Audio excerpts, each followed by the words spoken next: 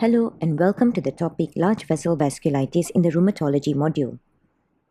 By the end of this topic, you should be able to define large vessel vasculitis, explain the pathophysiology of large vessel vasculitis, outline the causes and classification of large vessel vasculitis, describe the clinical manifestations, outline the investigations, and discuss the principles of management as well as the complications and prognosis of large vessel vasculitis.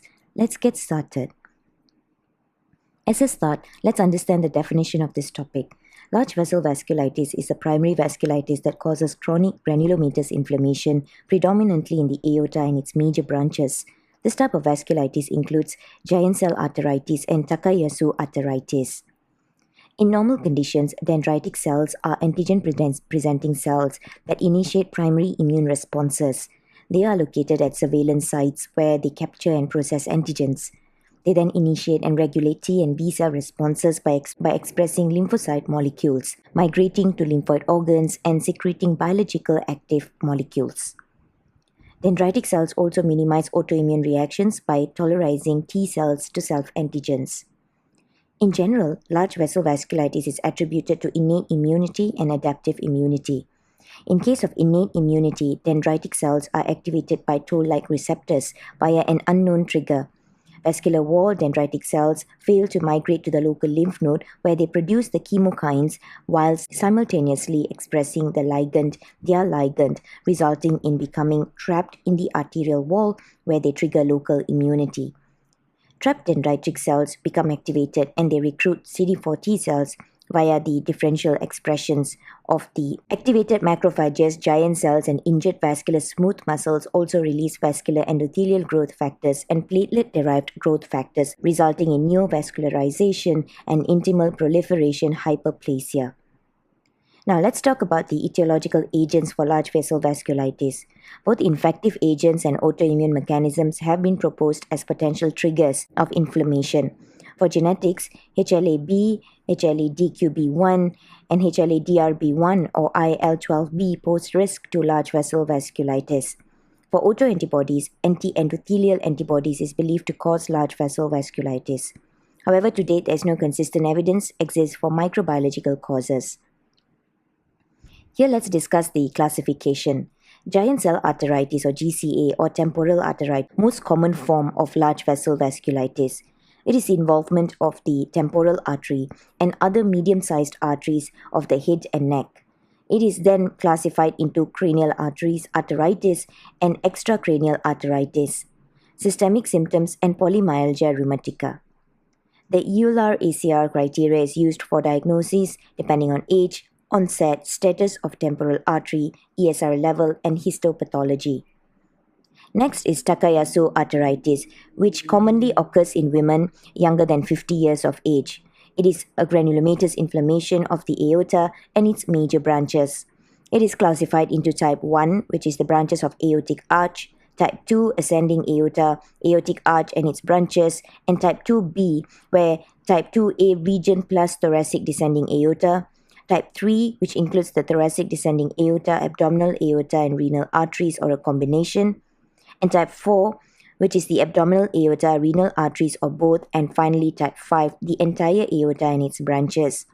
We follow the Ishikawa diagnostic criteria depending on the age, which is less than 40 years old, site of subclavian artery lesion, ESR levels, status of carotid artery, blood pressure, status of aorta, and site of lesion elsewhere. Now let's talk about the clinical manifestations in terms of symptoms. For Takayasu arteritis, local symptoms include cardiac and vascular symptoms such as painful limbs, vessel tenderness, color changes to fingers and chest pain. Neurological symptoms like headache, visual disturbance, stroke, seizures are also present. Dermatological symptoms which include rashes and nodules. Systemic symptoms are also present such as headache, fever, fatigue, night sweats, and weight loss. As for giant cell arteritis, local ophthalmologic symptoms are painless visual blurring or vision loss, diplopia, visual hallucinations. Neurological symptoms include loss of consciousness, stroke. Vascular symptoms like painful limbs are present, and for systemic symptoms, these are such as headache, which is throbbing and continuous, pain over the neck and torso, shoulder and pelvic girdle.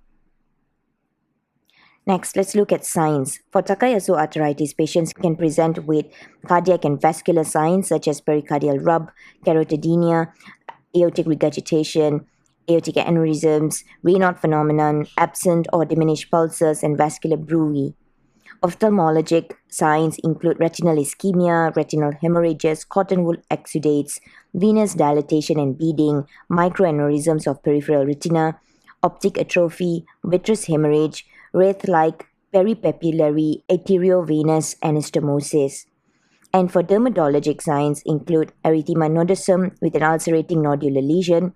Neurological signs include upper motor neuron lesion and focal neurologic deficit, and systemic signs such as pallor, hypertension, and lower limb edema. For giant cell arteritis, patients can present with ophthalmologic signs such as decreased visual acuity, visual field defect, retinal vein fiber layer infarcts, anterior ischemic optic neuropathy, chalky white pallor, and edematous optic disc, with or without splinter hemorrhages along the disc margin. The pathognomonic sign for Takayasu arteritis is the systolic blood pressure difference, which is more than 10 millimeters mercury between arms, while for giant cell arteritis, it's the temporal arteritis. Now let's discuss on the investigations. For Takayasu arteritis, CT or MRI can identify aneurysms of the aorta and its branches, thickening and tortuosity of the aorta, aortic valves, and occlusion of major aortic branches. CT coronary angiography determines the classification of Takayasu based on the angiographic involvement, stenosis of coronary ostia, and coronary arterial aneurysms. Ultrasound show long, smooth, homogeneous, and moderately echogenic circumferential thickening of the arterial wall, vascular occlusion, and or secondary thrombus formation, and with as well as reduced flow velocities. ESR would be raised. This is indicative of Takayasu. Full blood count shows moderate normochromic normocytic anemia in active disease. Autoantibodies such as anti-endothelial antibodies, which may be high but non-specific. Albumin levels would be low, and urinalysis examination would show a nephrotic sort of picture. For giant cell arteritis, temporal artery biopsy shows intimal thickening with luminal stenosis, mononuclear inflammatory cell infiltrate with media invasion and necrosis, giant cell formation in the media. Color duplex ultrasonography shows classic halo sign seen about the vessel, which is vessel wall edema. CT shows wall thickening of affected segments, calcification, and mural thrombi. CT angiography shows stenosis, occlusions, dilatations, and aneurysms. ESR and CRP are raised due to inflammation, but ESR may be normal in some patients. CRP rises before the ESR and it's higher. For management from the medical approach, systemic administration of corticosteroids is aimed at dampening the immune response. High-dose glucocorticoid therapy, which is 60 milligrams per day prednisolone equivalent, should be given immediately for induction of remission in active giant cell arteritis or Takayasu arteritis. Once disease is controlled, taper the glucocorticoids down to target dose, and after 1 year to less than 5 milligrams a day. In patients with giant cell arteritis with acute vision loss or amaurosis fugax, the administration of intravenous methylprednisolone may be given for up to 3 days. If target is not achieved, tocilizumab can be considered for both giant cell arteritis and Takayasu arteritis, or tumor necrosis factor inhibitor for Takayasu arteritis and methotrexate for giant cell arteritis. Here are some complications from large vessel vasculitis. The rupture of an aneurysm causing life-threatening hemorrhage. One may even develop myocardial infarction, strokes, intracranial bleed, amaurosis fugax, blindness, multi-infarct dementia, peripheral vascular disease, organ failure, vascular heart disease, and lastly, poor quality of life.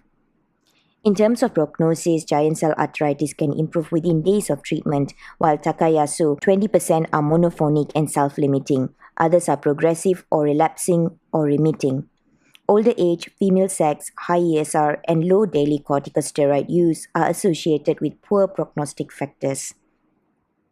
So in summary, large vessel vasculitis is the primary vasculitis that causes chronic granulomatous inflammation, predominantly of the aorta and its major branches.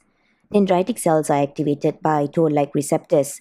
Dendritic cells fail to migrate to the local lymph node trapped in the arterial wall, where they trigger local immunity. Takayasu arteritis is diagnosed when systolic blood pressure difference is more than 10 mm mercury between arms. For investigations, imaging such as CT or MRI are indicated for Takayasu arteritis, while biopsy is needed for giant cell arteritis. For management, high-dose glucocorticoids is indicated to induce remission, and once remission is achieved, taper the glucocorticoid dose upon control. We have come to the end of this topic. Thank you.